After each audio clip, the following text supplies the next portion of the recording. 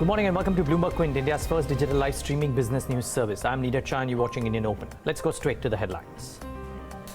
Mukesh Ambani's Reliance announces tariff plans for its Jio fiber broadband service starting at 699 rupees a month.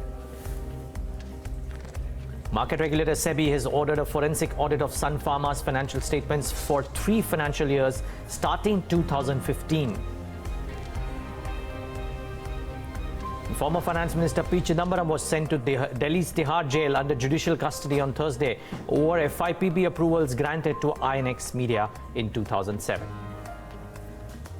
And there is a whole host of other stocks that we'll talk about. But the world markets first. And the world markets look, a happy picture really. The US markets had a fairly decent outing late last night. Remember, we had an inkling of this, that there might be confirmations of some trade talks happen between the two nations. They came out during the Asian market hours, and the US markets took off from there. So the trade talks hopes rise, and the markets rise along with it. Now, the only point is you don't quite know when this will take a turn to the other side as well, because the positives and negatives on the trade talk come one after the other very, very suddenly when you least expect them. So please be careful when you're trading that. But what this has done is let the US markets break out of this very narrow range or a broad range that they were trading at on the upside. Remember, yesterday we were talking about how there's been a bit of an arc formation in the month gone by in the last 10-15 days. But in the US markets, while they hit a low in July 31st, are just 3% off from the highs, and now they're inching towards that, so which is a good sign from a bull's perspective.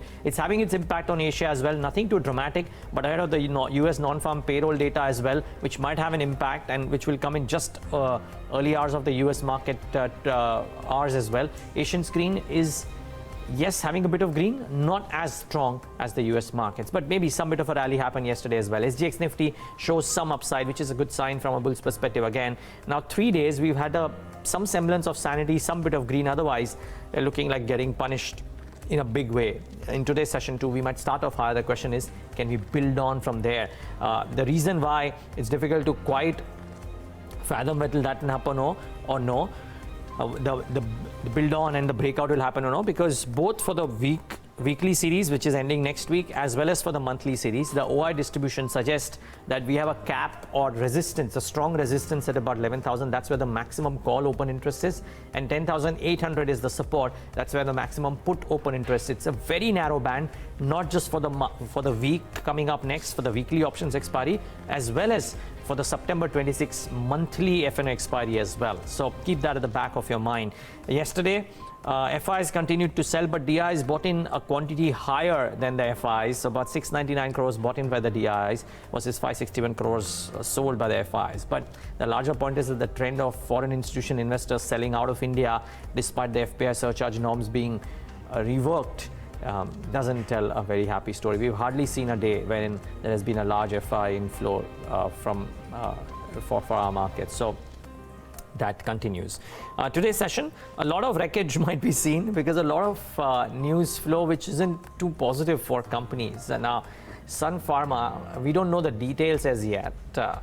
But we do know that SEBI's ordered forensic audit of financial statements for financial years 2016, 2017, 2018, all the 3 years. Now, for a nifty company to have been ordered a forensic audit by SEBI, I don't think the markets will take this well. I'll be really surprised if the stock doesn't react negatively today. So let's wait and watch what happens to Sun Pharma. In all probability, will start off lower. How much lower is anybody's guess, really? Whether it gives you a chance to trade also no is anybody's guess, because it might just start off with a gap down.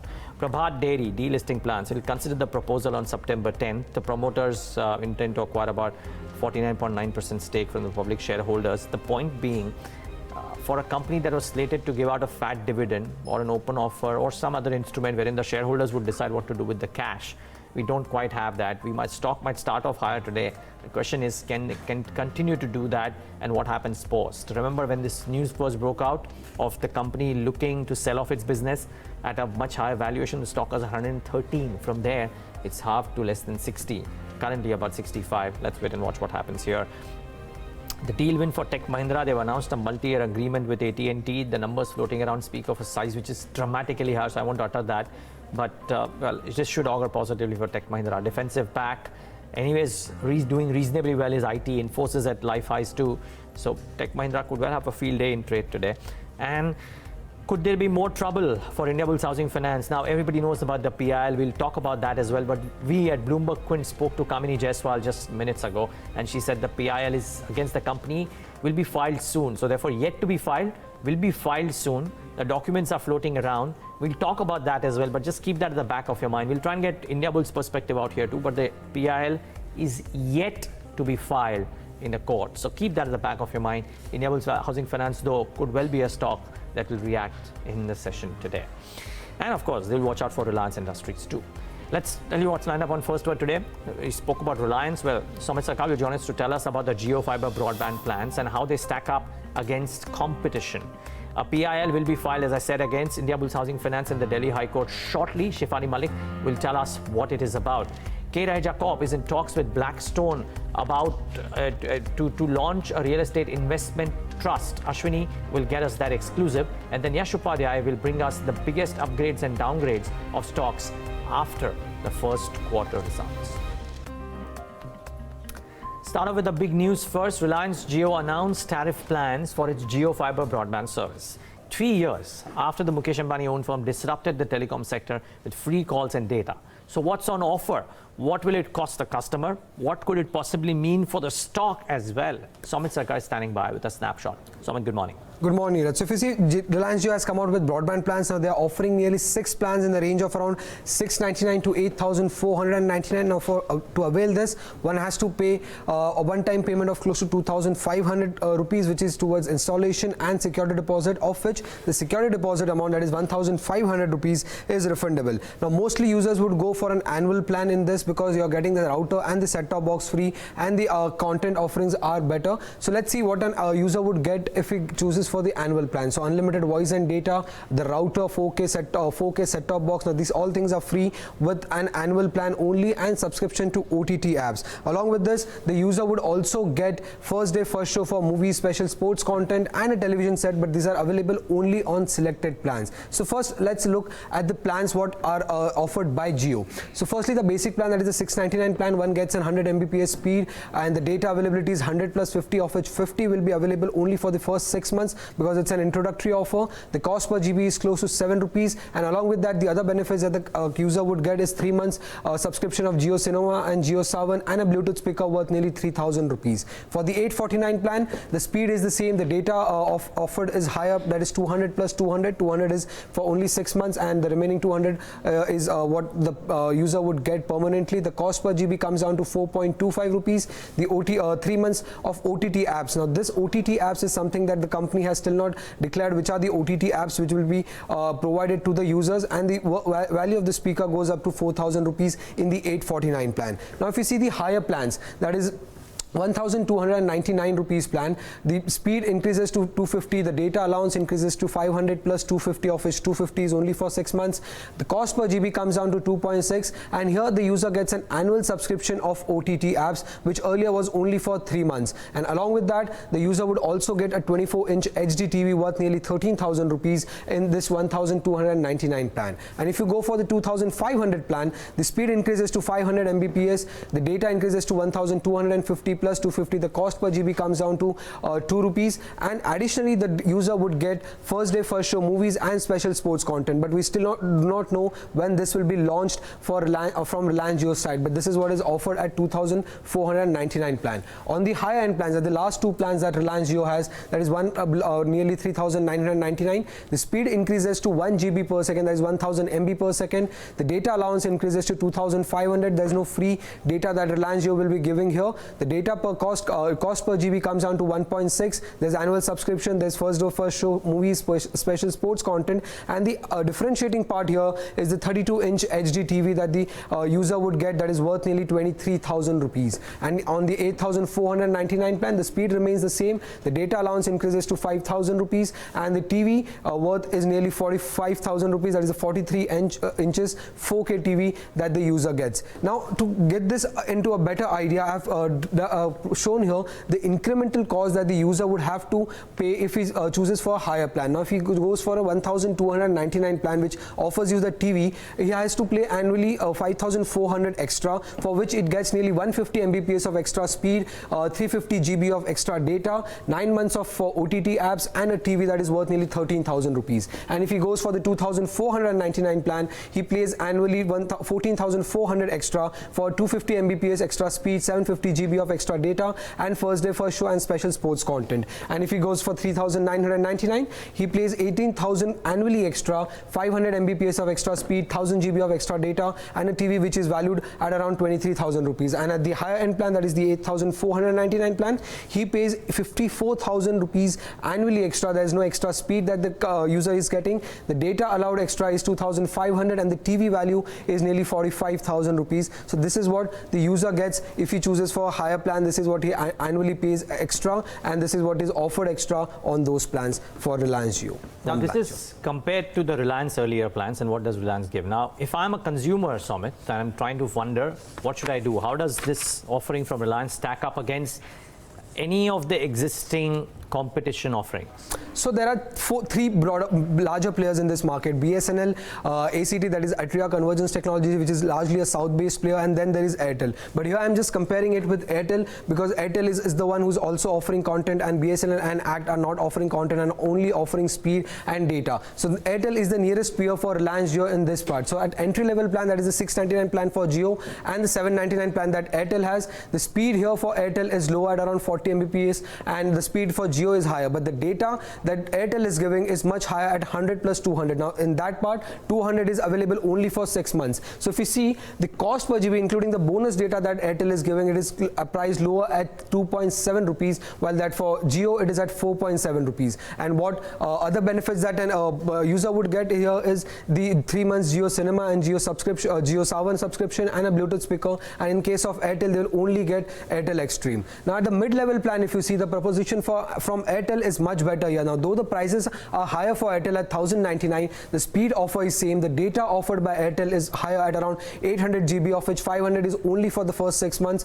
The cost per GB including the bonus data is lower at 1.4 rupees, and the content offering by Airtel is much better because they are giving Airtel Extreme, Amazon Prime and Z5 for 12 months and Netflix for 3 months. While on the other hand, Jio is only offering OTT app subscription for 3 months and a Bluetooth speaker worth nearly 4,000 rupees. Now if you see the high mid-level plan that both the players have, that is very difficult to conclude here, because if you see the Jio plans is priced much lower, the speed is lower, the data is around 500 to 250 GB, which is much more sufficient. The pricing is largely at par. The OTT app subscription is for 12 months, but we need clarity on which OTT apps the company is providing. But more importantly, the company is also providing a 24-inch HD TV worth nearly 13,000 rupees. On the other hand, Airtel is charging much higher. The speed is marginally higher at around 300 Mbps. The cost per GB is lower, and the content data remains the same as the earlier plan. And at the high entry plan, if you see the higher plan, that is the last plan that Airtel has on its network is the 1,999 plan.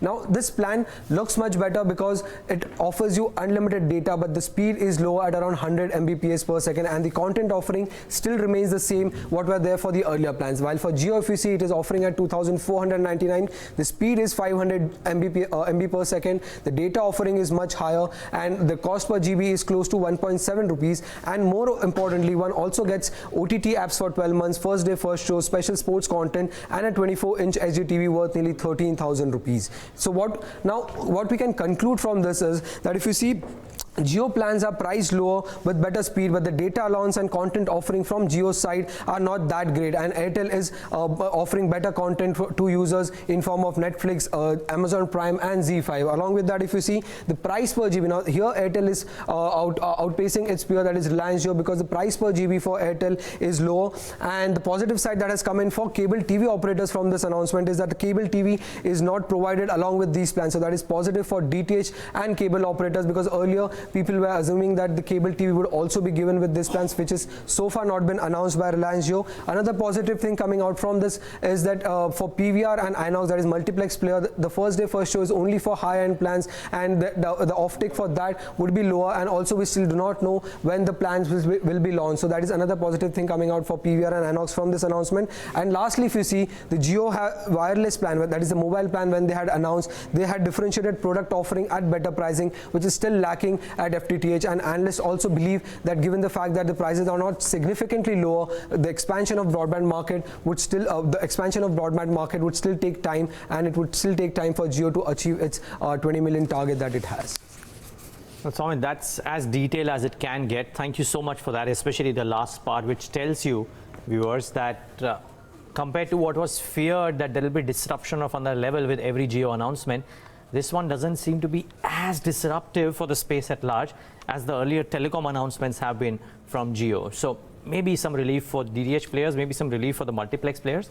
And as Somit said, on a lot of parameters, Airtel's offerings do put up a fight in select methods or select way in which you can view both the plans. So it's not all lost for all the others as a result of what's been announced by Jio. Let's wait and watch if they do some further announcements or no.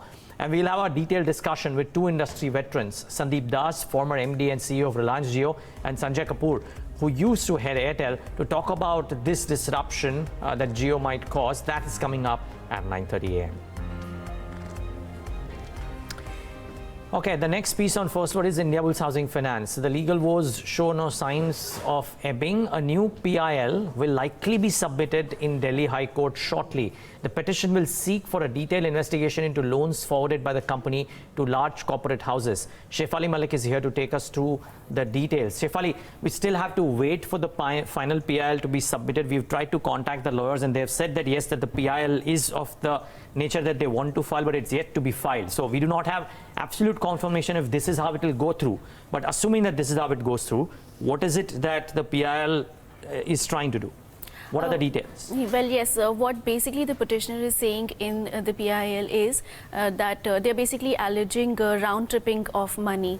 So basically it's saying that Indiabulls had lent to several large corporates, and they are routing back that money to Indiabulls group companies. That is primarily what they're saying, and some of the transactions are in violations of the law. So that is in short what the PIL is saying. So some of the details, so the charges basically are advancement of dubious loans to other companies, and money was subsequently routed back to the Indiabulls companies. And there are multiple companies, some 12,000 companies registered at the same address as that of Indiabulls. So that probably, according to the petitioner, shows that some of these companies are not real companies and just shell companies.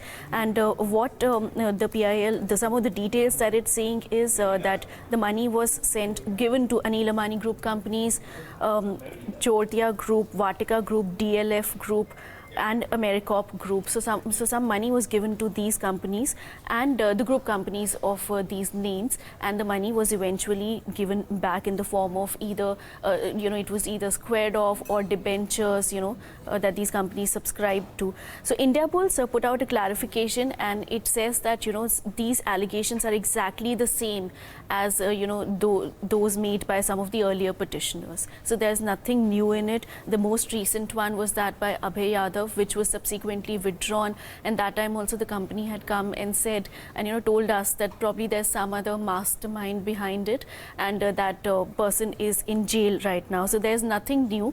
And in the PIL, the draft that's circulating on social media, it says that various regulators have not taken any action as yet, including NHP and various other regulators and the authorities.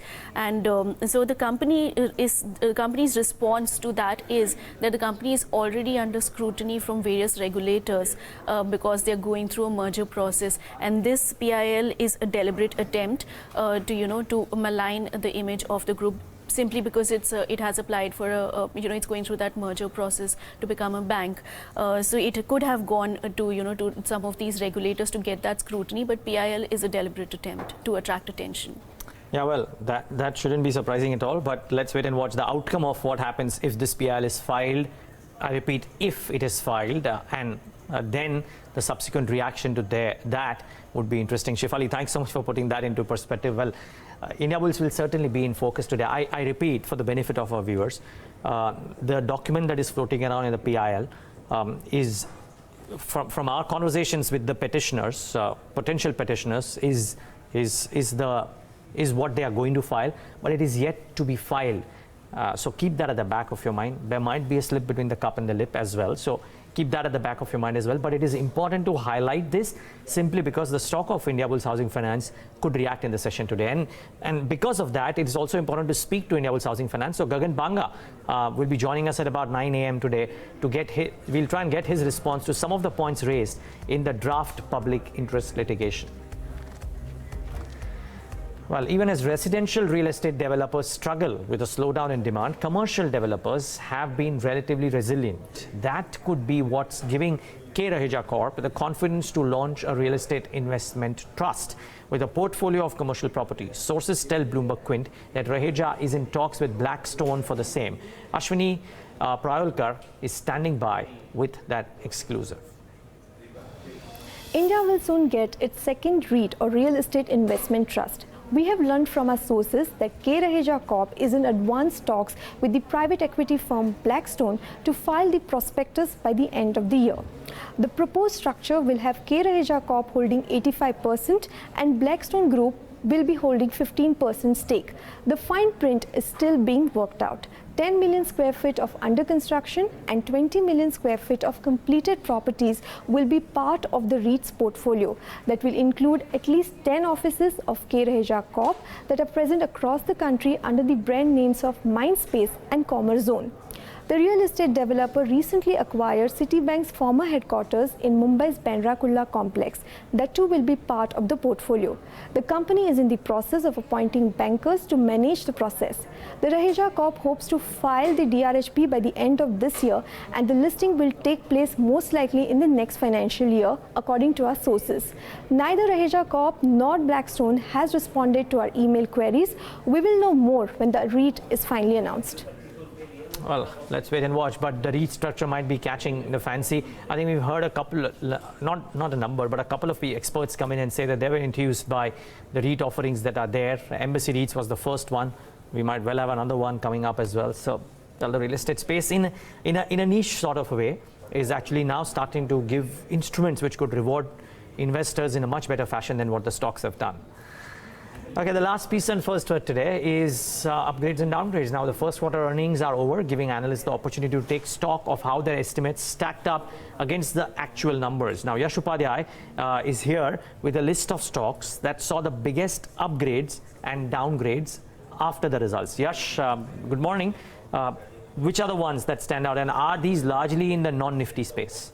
Not really. So a mix of actually the Nifty and the non-Nifty names, but essentially what we've done is we've taken the all India stocks and filtered it by the analyst coverage of at least 10 or more, and that brings us down to a universe of 252 stocks. Now the time period, like you mentioned, is post the first quarter, so from 30th June to the present date. Now that brings us to 161 stocks which have seen a downgrade in terms of their buy recommendation by these analysts, which is almost 46%. So half of all India stocks have seen a downgrade in terms of the number of buy recommendations on these stocks as of the end of the first quarter, while 54 have been unchanged. 82 have seen an upgrade, but the upgrade the percentage also is the lowest. In terms of individual sectors, it is the IT as well as the consumer goods and the metal names which have seen the highest downgrade. Technology seeing almost 11.5% drop, as well as 8.5% for consumer goods and 7% for basic materials. Only two sectors witnessed an upgrade, and that was from the oil and gas space as well as the consumer services space.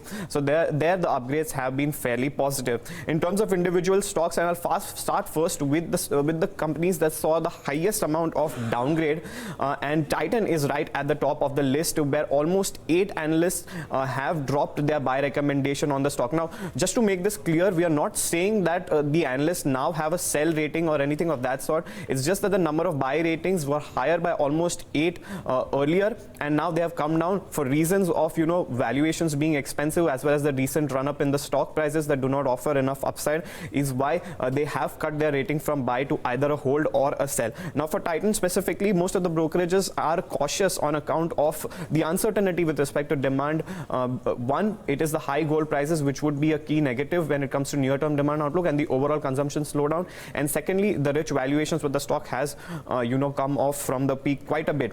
Second in the list is TCS, another Tata Group company, where the analysts have, you know, gone down on their rating, and that is on account of the weak Q1 results, where the top line was a slight miss, as well as the margins too came in slightly lower than the expectation. And the biggest factor that they project in their estimates is that the growth forecast of a double-digit growth for the full year basis, that may not be achieved, or that may be challenging for the company to achieve in the current environment. Cyient is another name from the IT space, where it was overall the weak numbers and the persistent delay in the recovery of its key business verticals, which analysts highlight as the main reason for the downgrade and recommendation. DCB Bank, it came out with weak set of numbers. Their core operating profit was down almost 18% year on year. Their loan growth moderation, as well as worries with respect to their asset quality, that resulted in the stock actually going from the level of 240 to as low as 190 right after their results, and the stock has never managed post that to go above the mark of 200. And lastly, it is Nestle, again another stock which has managed to beat the slowdown, but it is the higher raw material prices which has put pressure on their margins, as well as weakness in the export market and market share loss in the noodle segment, which are some of the key concerns that the brokerages have highlighted for the counter. Okay, well, we'll watch out for some of these. Mind you, it's not all business reasons alone. In some of the cases, actually, well, 2 or 3 of the cases, it seems to be a valuation reason which has brought about these maximum downgrades that have come in, at least into some of these names. I mean, I won't be surprised if Nestle falls in that list as well. But just keep in mind, some of these stocks are perennially at the higher end of the valuation wall and may not really see too much of a reaction as well. You never know what could happen. Yash, thanks so much for putting that into perspective. That's all that we have on First Word today. But lots more lined up on Indian Open. Jio is back with data arsenal as it looks to play the disruptor yet again, this time with fiber technology. It is product over pricing. We discuss the repercussions with industry experts Sanjay Kapoor and Sandeep Das, and a special conversation with Amira Shah of Metropolis Healthcare on what's happening in the highly competitive diagnostic space. That's coming up as well. But after this break, a full tilt towards the day's trade.